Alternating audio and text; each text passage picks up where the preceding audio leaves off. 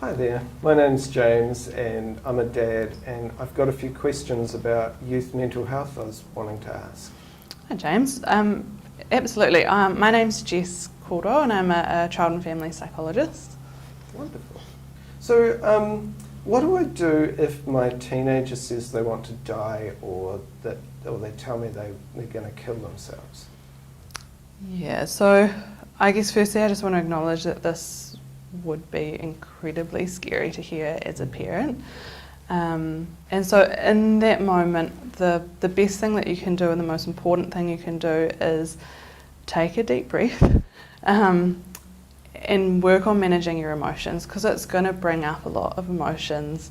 And we want to be in a place where you can respond to your child rather than react.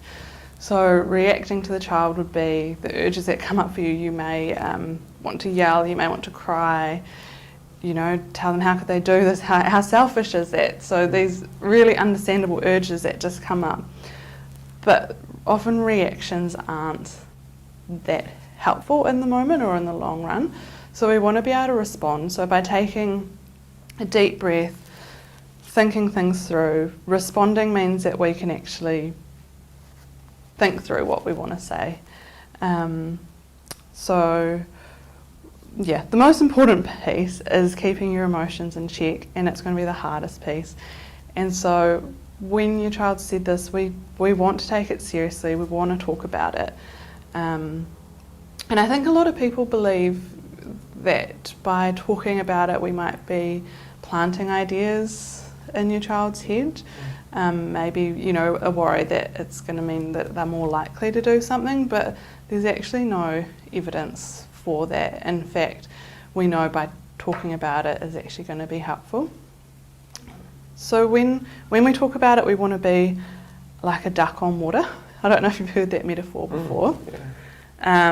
So ducks are kind of gracefully floating around the pond, but underneath their feet are frantically paddling. And so in that situation, just imagine yourself the duck on water. You're calm, you're curious, you're listening, but underneath, you will be panicking, you will be scared, and it's just trying to keep that underneath. You may even need to walk out and just say, okay, really want to talk about this, I need to go make myself, how about I make us a cup of tea and I'll come back. That can be your panic outwardly time, do what you need to do and then come back. So how do you even talk to your child about it? Absolutely. Yeah.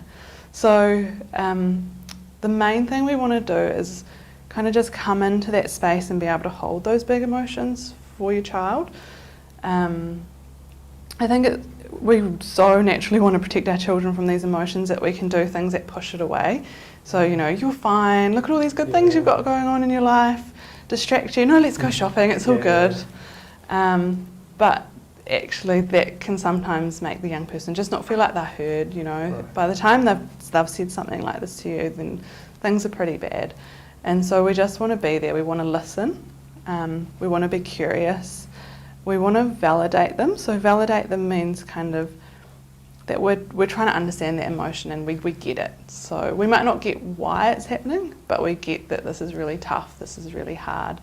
So just saying something like that, I can see that you're really sad, I can see this is really hard, and just being non-judgmental. Another thing that can come up is people want to know why. It's really natural, like, why do you feel this way? I don't understand, I don't get it. And so by being curious about what's going on, you can just say, gosh, this is tough, what's going on? That can open it up for your young person, rather than why I don't get it, why is this going on? And sometimes, teenagers often don't actually know why. It may be a really kind of a big friendship breakup that's happened in something really obvious, or it could be just a whole lot of little things. Adolescence is really, really hard. So just listening to them helps them to feel heard. Yeah. Helps. Absolutely. And it can feel like you're not doing anything, because you want to jump in and you want to protect your child, so you want to try problem solve and kind of take it all away, but the best thing you can do is just being there. And then also, obviously, you do want to look at help as well. So your GP is the best place. So they have access to all different services and they can refer to whoever's going to be best. If you are worried in that moment though, there are services. So within Canterbury there is the CAF emergency team, which is Child, Adolescent and Family Emergency Team. And so they do Monday to Friday, and there's also another number for a crisis team outside of those hours. But they're there 24/7 if you've got questions, you're not sure what to do, you're worried about your child, they are a really, really useful resource. Okay, so if my child was to say, I'm going to kill myself and then storm out of the house and leave, I could pick up the phone and ring that number? Yeah, absolutely. They can talk you through what you could do. They can contact your child if they do answer the phone. And they can also arrange, if needed, for you to come in and talk with them, for you and your child as well. Okay. So what do I do if I say no, or I put limits in place around my child and they say that they're going to kill themselves? Yeah, this is a really common question that comes up. And it feels like a really difficult place to be in as a parent. And again, you know, your emotions are going to be firing, alarm bells are going to be, kind of going away, and it's really similar to what we've just talked about. So even though in that moment you might have the thought, they're only saying this because I've said no to, you know, whatever it might be, we still want to take it just as seriously. So exactly like what we talked about before, we want to be curious, non-judgmental, validate and just listen, because that gives you an opportunity to find out, well, is this just a response because you've said no?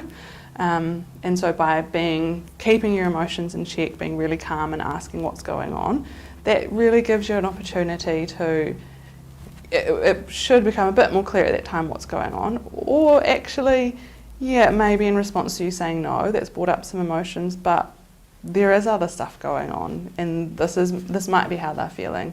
So we need to take it seriously. We need to listen, just like what we talked about before, be curious, and you know, again, may need to go call some of those numbers we talked about, or talk to your GP. And at the same time, you also, you know, you can hold those limits. So it might be you said, no, you still have to come home at midnight, even though it's your best friend's party. That's the family rules. So by being curious in those conversations, you might understand a bit more why it's so important for your teen to be out later. They might be having friendship difficulties and everyone's staying out later, and therefore that's going to put them on the outer even more. And so you might be able to do some problem solving after that of, is there a middle ground? Or it might not be, and actually that is the family rule and there's kind of not much movement in it. So it's holding the both, it's doing that, taking it seriously, listening, and, you know, holding the rules and limits as well.